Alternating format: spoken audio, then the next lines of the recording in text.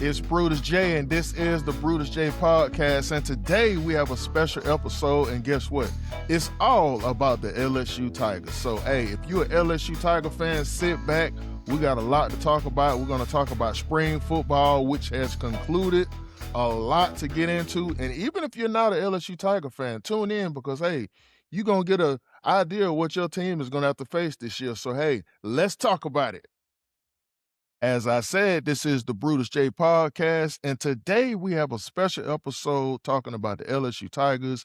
And even if you're not an LSU Tiger fan, you are welcome to tune in and listen because if LSU is on your football schedule, you can learn a lot today. So let's get right into it, guys. Lane Kiffin has his hands filled on both sides of the ball. And spring football is officially over, and we got a lot to talk about. And we're going to start on the offensive side of the ball, beginning with the quarterback. We knew coming into the offseason that Sam Levitt, the starting quarterback, who will be the projected starting quarterback, had a foot injury. He had the pins removed, so he pretty much worked out and throughout the whole spring and watched as his backups performed, Landon Clark and Hussein Longstreet, who both in the beginning it was kind of shaky, but as the days picked up, the weeks picked up, they got better and better. And we do think this offense will be explosive. And even though Sam is coming back in the fall and we expect him to be 100%, if he doesn't, you got two great backups who are getting a lot of experience in this offense that can keep them moving forward. So the quarterback position, we hope, is in a good position right now. Running back wise, Dylan Jones. Dylan Jones, not only just a running back, overall is a name that has been mentioned a lot. He came over from Wisconsin last minute. A lot of people really didn't know much about him, but now if you're an LSU Tiger fan, you know a lot about it. He has gotten a bulk of carries. He's about 5'11", 25-pound running back. He's physical. He's fast. LSU has a lot to look forward to in Dylan Jones. Harlan Berry also had a breakout spring. Aiden Durham had a pretty productive spring, so the running back room is looking fairly decent. Now, the wide receiver room is so deep. Lane Kiffin knew what he was doing when he signed all these wide receivers. Of course, all of them can't start at one time, but when you sign up to 9 wide receivers, you're hoping that out of that group that it's going to be something to shine. Well, the thing is, all of them are shining, but the names who stood out the most is Winnie Watkins. You got Winnie Watkins, you got Malik Elzy, of course, Trey Green. Trey Green is a tight end, but at the same time, you can also spread him out wide. Jace Brown over from Kansas State, just a lot of good wide receivers, to look forward to. Eugene Wilson, who came over from Florida. You got Jackson Harris, who came over from Hawaii. And the thing that stands out to me about all these wide receivers, they all got size. We're talking big body receivers like 6'2", Malik Elsie. You got Mothershed. I mean, Lane Kiffin definitely has his hands filled with this offense, and I am really looking forward to it. The offensive line looked pretty good. As we all know, we got Jordan Seaton over here who's going to be anchoring the offensive line. I really think the offensive line is probably going to be the most dominant thing about this offense because as we all know, we need to run the ball more. Last year, LSU was terrible at running the ball. And with Lane Kiffin's offense, there's a lot of running inside, a lot. This offense is pretty much dedicated to running explosive plays, and it starts with a lot of side to side, up the middle, passes. And sooner or later, defense gets tired, and it's a big run to break through. You noticed that when he was at Ole Miss. We don't want to talk about them on this show, but when he was at Ole Miss, you pretty much see how Keywan Lacer was able to get a lot of the breakout runs that he did because, that defense was tired. And Lane Kiffin is the master of the no huddle. So we definitely looking forward to seeing this offense work. Now, defense, a lot is going on with that LSU defense. A lot is going on with that LSU defense. Let's start with the edge. Prince Will, who came over from Ole Miss. This guy was the number one edge rusher in the portal. LSU picked him up. He's had a dominant spring. But the one name, actually it's two names. I'm gonna start with Ty Benefield. Ty Benefield came over from Boise State. 6'3" safety, has been all over the place. He has that good safety built frame, and this guy, you hear it from me, Brutus J. Ty Benefield will be an All-American in 2026. Ty Benefield in the SEC would be an All-American. But another name I am hearing around is Deuce Gerald. Deuce Gerald is a true freshman who has been shining. If you Google Deuce Gerald right now, you're going to see videos of him in LSU practice pretty much like a man amongst boys. If you juniors, sophomores, or seniors, you got to take this person because this man is out here to take a starting job. And I'm not gonna lie to you, it looked like he might be a starter, but he has definitely showed up. TJ Dottery has showed up in spring. TJ Dottery is another guy who came over from Ole Miss, and this guy led the SEC in tackles last year, and the year before that, Whit Weeks led the SEC in tackles. So LSU now has two linebackers that have both in seasons led the SEC in tackling. So again, the defense, just like the offense, is fully loaded. DJ Pickett, he stood out in the spring. PJ Woodland, in the beginning, it was a little tough with him. He got beat a few times, but he's had a good, productive spring as well. Tamarcus Cooley, he's had a good spring. So, and also Deshaun Spears.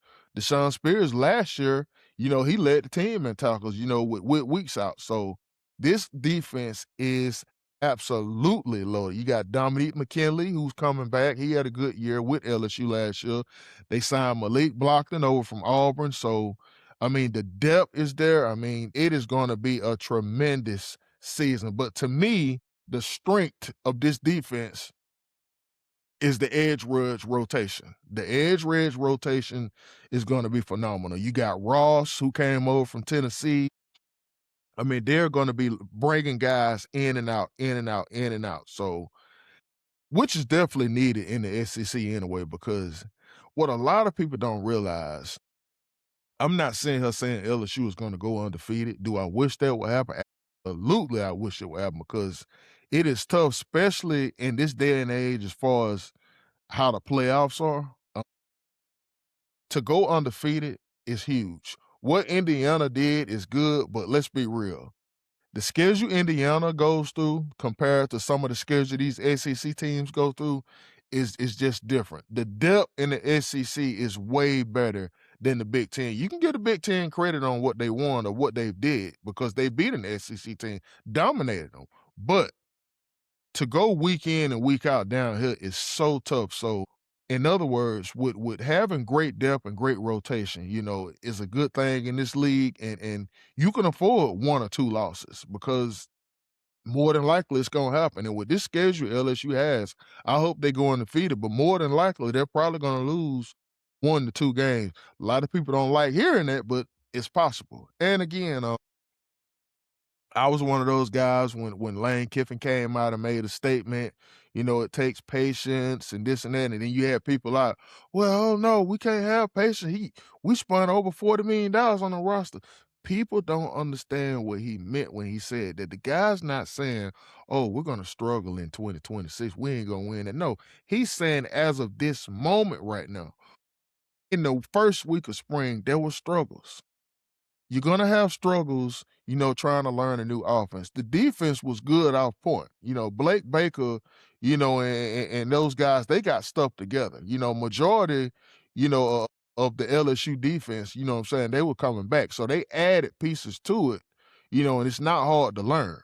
But as far as the offense, it takes time. A lot of people were frustrated in the first week from what they're hearing, but as the weeks kept going on, they kept hearing that the offense was starting to dominate a little bit more, and then things, cooler heads, started prevailing. So again, it does take time, but I think LSU is going to have a fantastic football season. If you break down the football schedule, we're going to talk about the LSU football schedule, which is it is tough. I mean, we all know that we got Clemson week 1, and can I just say this? I'm gonna say what a lot of people know, and you never want to, you know, um, underestimate your opponent. Clemson is definitely not the same. They are not the same. Definitely not the same. So week one we have Clemson. And right off the bat, well, I take that back. We have Clemson week 1. Week 2, we have Louisiana Tech. Week 3, We have Ole Miss at Ole Miss. A lot of people are trying to figure out why are we playing Ole Miss at Ole Miss in back-to-back weeks.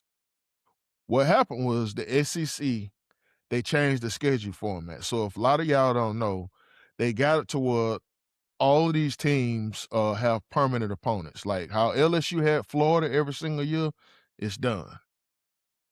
So LSU's permanent opponents are not Florida's not one of them anymore. It's actually Arkansas, um, Oklahoma, and Ole Miss. Those are some of those permanent opponents. Now, will you be playing other SEC schools?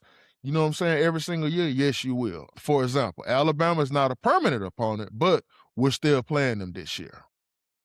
All right, so listen to this stretch. At Ole Miss, home against Texas A&M. Then you come back and you home against Miss Nick State. McNeese State should win. At Kentucky. Kentucky had a decent transfer portal, so it's not going to be easy, going to Lexington, Kentucky, facing them. Mississippi State, another team, they had a decent portal, so that's not going to be an easy game. It's a home game, but it's not going to be easy. And then you're on the road at Auburn. We all know, Auburn has a brand new coach. He's putting in his system just like Lane Kiffin. He brought over his quarterback, so he got his quarterback. So his quarterback knows his system. So it's always tough to play at Jordan Hare Stadium. Then you come home against Alabama. So big rivalry game, but always going to be tough. Alabama, they didn't do too well in the transfer portal, but a lot of people feel like they got what they needed, and that's all that matters. Again, he has his quarterback, a quarterback that he recruited, Keelan Russell or Austin Mack, one or the other. So Alabama is still going to be a tough team year in and year out.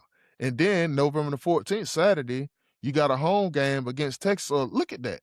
Home against Alabama. And then you come back and home against Texas with a potentially Heisman winning quarterback in Arch Manning. And you're at Tennessee after that. This is a stretch, ladies and gentlemen. Listen to this. Auburn, Alabama, Texas, at Tennessee, and then you finish off at Arkansas. That is a tough schedule. So that's why I was telling you guys, you have to be patient with this college football format now. I mean, it's almost like the NFL to where you can afford to have losses. So if we lose, you just got to be ready for it. Now, if we talking 3, 4 losses, yeah, that's a problem. That is a problem. But getting up there around 1, 2, 3 losses, hey, it might be like that. Alabama went to the playoffs like that. I mean, it depends.